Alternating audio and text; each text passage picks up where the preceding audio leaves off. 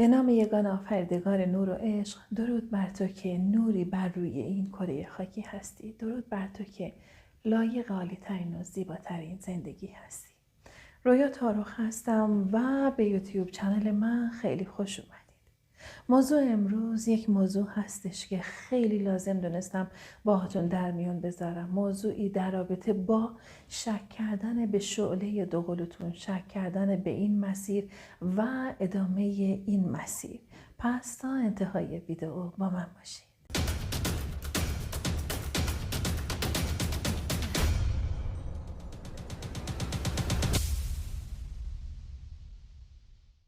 همه ما میدونیم که سفر شعله‌های دوقلو یک سفر پر رمز و راز، یک سفر پر چالش هست و گاهی وقتا این سفر میتونه یک سفر خسته کننده باشه.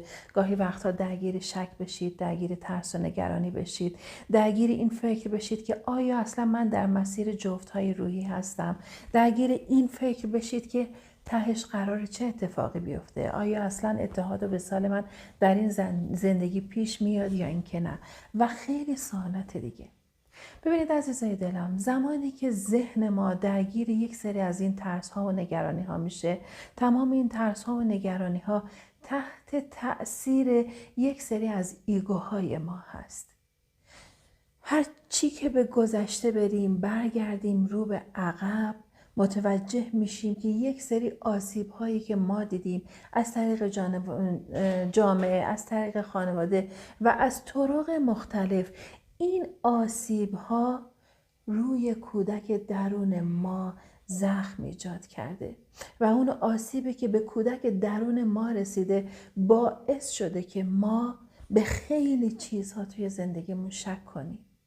حالا چه برسه به مسیر جفت‌های روحی که اگر شما بخواید در رابطه با این مسیر با خیلی از دوستان یا عزیزانتون صحبت کنید، حتی کسی شما رو نپذیره، حرف شما رو نپذیره و یا حتی شما رو مسخره کنه. خیلی از شماها ممکنه وقتی که با دیگران صحبت میکنید بهتون بگن که اینا همش یه توهمه، اینا همش حرفایی هست که فقط توی ذهن شما میکنن برای اینکه بخوان شما رو فریب بدن و یا خیلی چیزهای دیگه. اما وقتی که به قلبتون رجوع میکنید، یک انرژی درون قلبتون بهتون میگه نه، تو مسیرتو داری درست میری جلو. طبق نشونه هایی که داری توی زندگیت میبینی، این نشونه ها داره به تو بارها و بارها گوشزد میکنه که تو در مسیر شعله های دوقلو هستی. یکی از نشانه هایی که همیشه خیلی از شما عزیزان ممکنه باهاش مواجه شید که من اتفاقا ویدیو در رابطه باهاش آماده کردم، در کانال ایان اسرار جهان هستی به اشتراک گذاشتم، همون عدد 11 هست که دقیقا توی این ویدیو من صحبت کردم و گفتم خیلی از عزیزان هستن که نشونه ها رو نادیده میگیرن، توجهی به نشونه ها نمی کنن. و همه اینا به خاطر چیه؟ به خاطر اینه که یه وقتهایی به مسیر شک میکنید.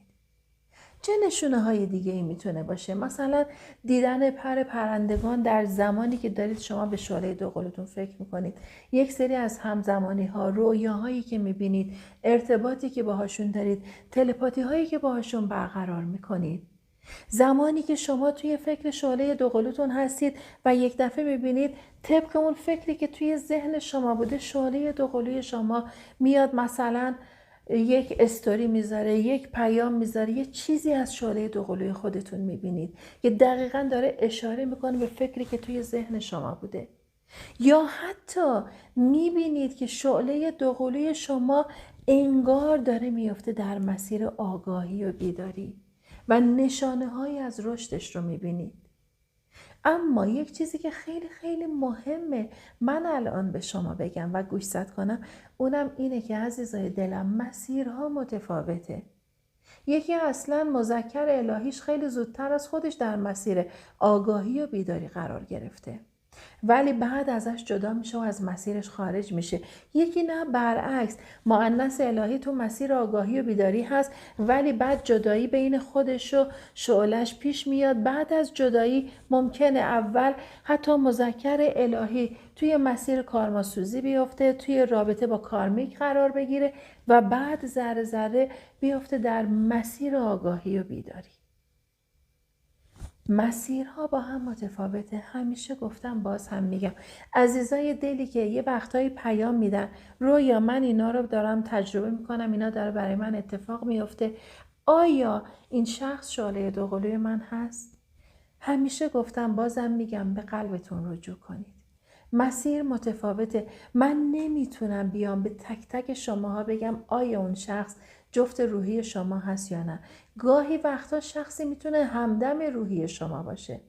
همیشه گفتم، بازم میگم، رابطه بین همدم روحی و رابطه بین شعله های دوقلو شباهت زیادی به هم داره، با این تفاوت که شعله دوقلوی شما میاد آینه روبروی شما میشه و شما رو آگاه میکنه، از تروماهاتون و دردهاتون بهتون هشدار میده، شما رو یه جورایی توی مسیر بیداری و معنویت قرار میده. اما همدم روحی شما همراهی میکنه همه جوره با شما، واسه خیلی بهتر و بیشتر با دل شما راه میره. یعنی خیلی از عزیزان توی مسیر که هستن با همدم روحیشون رابطه خیلی قشنگتر و عالیتری رو دارن تجربه میکنن و بعد از جدایی فکر میکنن اون شخص شعله شونه، در صورتی که همدمشونه. پس مسیر رو خودتون خیلی عالیتر و بهتر میتونید تشخیص بدید. اما برگردیم به همون مبحث اصلیمون. به شعله خودتون شک نکنید. به نشانه ها اعتماد کنید. زمانی که داری به شعلت فکر میکنی نشونه دقیقا همون زمان میگیری بهش اعتماد کن. زمانی که میخوای بفهمی که اون شخص شعله شما هست چه کار باید انجام بدید علاوه بر نشانه ها؟ لطفاً به مدت 1 ماه مدیتیشن انجام بدید. مدیتیشن و پاکسازی. و وقتی که مدیتیشن و پاکسازیتون رو انجام دادید، از کائنات و جهان هستی نشانه بخواید، هدایت بخواید، راهنمایی بخواید. اگر نشانه دریافت کردید مبنی بر اینکه اون شخصی که توی ذهن شماست شعله دوقلوی شماست، پس دیگه هیچ گونه شکی به دلتون راه ندید، تو مسیر بمونید. عزیزایی که توی مسیر جدایی از شعله دوقلوشون هستن، زمانی که شک به دلشون راه میدن، باید بیان به این مسئله فکر کنن که این جدایی باعث چه اتفاقاتی توی زندگی من شد تا الان. و اگر متوجه شدن که در مسیر رشد و معنویت خیلی دارن رشد میکنن و همزمان نشونه ها رو دارن میگیرن، نباید به مسیر شک کنن. یکی دیگه از چیزهایی که باید بهتون تأکید کنم اونم اینه که شما عزیزان باید به عشق بی قید و شرط برسید. هدف شعله دوقلوی شما از اینکه از رابطه شما خارج میشه بیداری شماست، آگاهی شماست، به خود اومدنه. شعله شما میبینی خودتو فراموش کردی، اون عشقی که قبلا به خودت می‌ورزیدی و دیگه نمی‌ورزی. روزی که شعله دوقلوی شما در مسیر شما آمد، شما رو یه آدم قدرتمند دید، یه آدم قوی دید و زمانی که وابسته شدی و درگیر شدی از مسیر تو خارج شد. چرا؟ چون میخواست تو بیدار شی. میخواست تو به عشق بی قید و شرط به خودت برسی. اول به خودت، بعد به شعلت. عشق بی قید و شرط به خودت چیه؟ اینی که به خودت بها بدی، به خودت عشق بورزی، تمرکزت رو روی هدفات بذاری، برای زندگی تصمیم گیری درست داشته باشی، منیت و ایگو رو درون خودت از بین ببری، روز به روز رشد بیشتری داشته باشی، به همون رؤیاها و خواسته هایی که توی ذهنت بود برنامه ریزی کنی که برسی. منتظر این نباشی که حتما شعله دوقلوی تو بیاد تا کنار تو قرار بگیره که تو بخوای رشد کنی. چرا؟ چون رشد تو باعث رشد شعله تو میشه. شاد باشی، ورزش کنی، برقصی، به خودت برسی. اگه تفریحی رو میخوای بری، خودت بری. همه چیز رو مشروط به بودن شعلت در کنارت نبینی. اینا کارهاییه که باید انجام بدی و به عشق بی قید و شرط به خودت میرسی. و از اون طرف عشق بی قید و شرط به شعله دوقلوت چیه؟ که معمولا مذکرها میان توی این مسیر و بعد مسیر رو ترک میکنن ناخودآگاه. اما چرا این جدایی پیش میاد؟ مذکر الهی میره از مسیر زندگی تو که تو آگاه شی، که تو بیدار شی، که تو عشق بی قید و شرط رو یاد بگیری، از خود به خدا برسی و از خدا به خود برسی و سفر به درونت آغاز شه.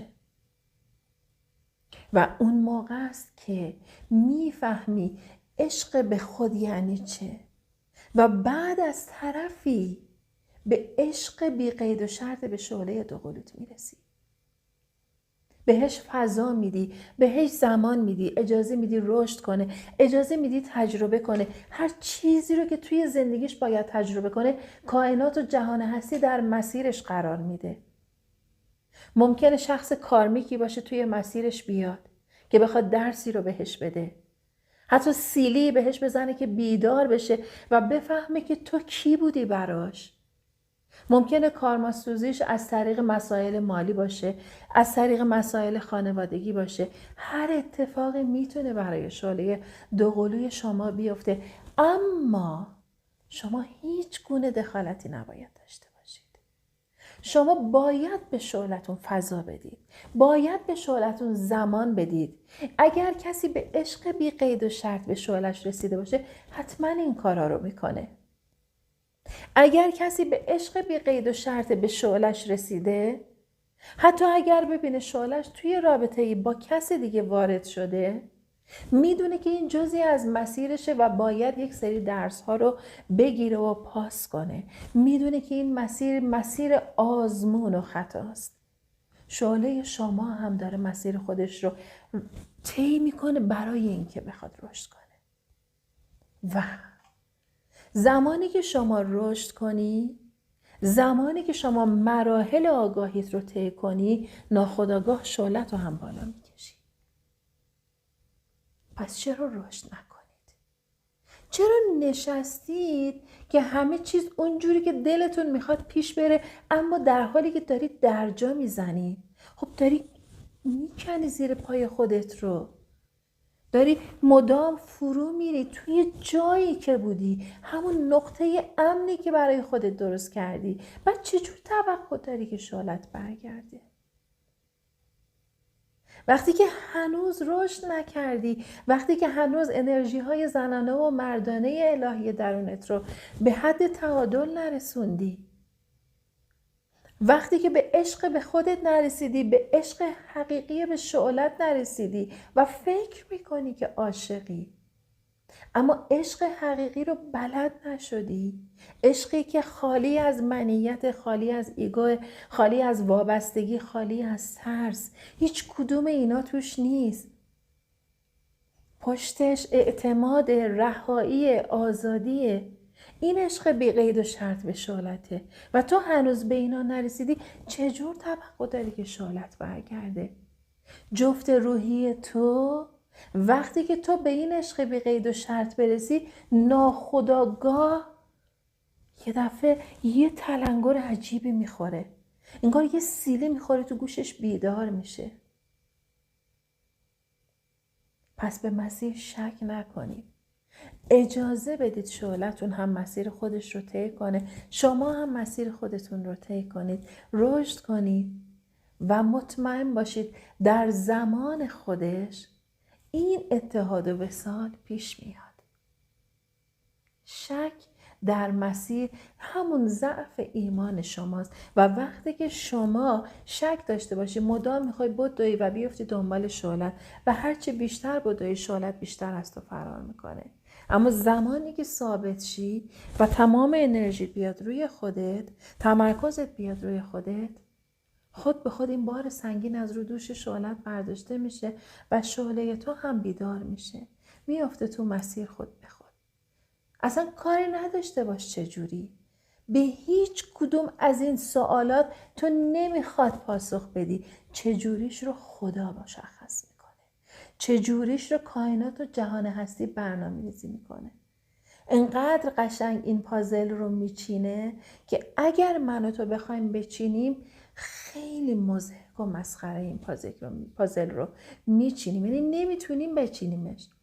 اما کائنات و جهان هستی خیلی قشنگ برای تو میکشه همه چیز رو. پس اعتماد کنید و بار این مسیر رو به دوش خدا بسپارید. تسلیم باشید و رها باشید و به شعله دوقلوی خودتون شک نکنید. عزیزای دلم، اگر سوالی دارید حتما بنویسید، نظری داری، هر احساسی داری، هر تجربه‌ای داری حتما بنویسید. عزیزان دلی که توی چنل تلگرام قسمت کامنت ها سوالی رو میپرسن، معمولا من اونجا سوالات رو نمیبینم. هر سوالی دارید همینجا برای من بنویسید و در ضمن اگر عزیزی تازه داره ویدیوها رو میبینه کانال رو سابسکرایب نکردید و مشترک نشدید، حتما سابسکرایب کنید، زنگوله کنار سابسکرایب رو فعال کنید که هر ویدئویی به اشتراک گذاشته میشه مطلع بشید و در ضمن هر ویدئویی که در این کانال به اشتراک گذاشته میشه در جهت رشد و آگاهی بیشتر شماست. نور به قلبتون و نور و عشق جاری است. در نهایت میگم که خیلی دوستتون دارم. یا حق، خدا نگهدار.